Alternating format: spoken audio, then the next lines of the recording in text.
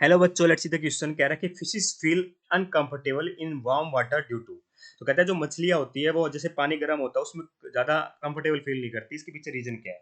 देखिए बेटा, जो हमारी मछलियां है बेटा, जो पानी के अंदर ऑक्सीजन अवेलेबल होती है बेटा, जो डिजोल्व ऑक्सीजन होती है उसके हेल्प से क्या करती है बेटा, अपना जीवन यापन कर रही होती है, मतलब ब्रीथिंग ब्रीथिंग कर रही होती है ना।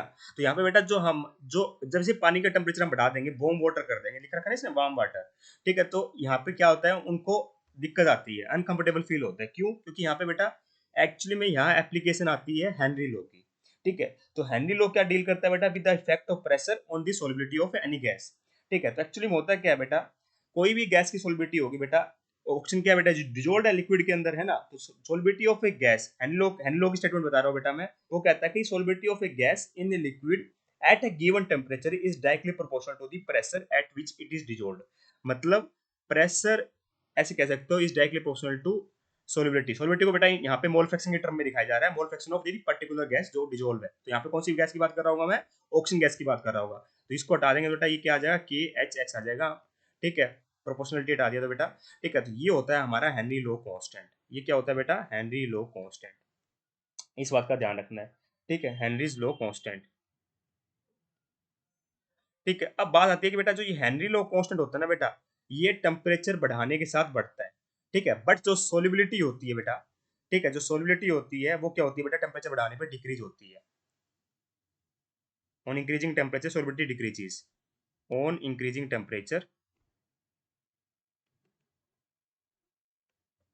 Solubility decreases.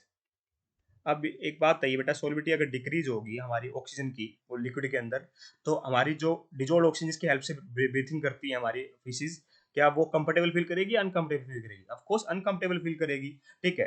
देखिए, केएच क्या है, हमारा हेनरी लॉ कांस्टेंट है, ये यूनिवर्सली प्रोपोर्शनल है बेटा किसके? सोलिबिलिटी के। तो इसलिए बेटा केएच क्या होता है, डायरेक्टली प्रोपोर्शनल होता है टेम्परेचर के, इसलिए टेम्परेचर बढ़ाने पर क्या होता है बेटा, सोलिबिलिटी हमारी डिक्रीज हो रही है। मोल फ्रैक्शन के यूनिवर्सली प्रोपोर्शनल आया है ना बेटा यहाँ पे, ठीक है। तो ये बेटा हमारा रीजन होता है, ठीक है। तो एट हाइयर टेम्परेचर से बोल सकते हो बेटा कि value of KH that is Henry law constant increases, तो सोलिबिलिटी क्या हो जाती है बेटा हमारी, कम हो जाती है। तो for so it is become difficult for the aquatic species, या फिर आप फिश की बात कर लो, to breathe in dissolve, breathe from dissolve oxygen, ठीक है। तो इस तरह से बेटा हमारा रीजन होगा इसका।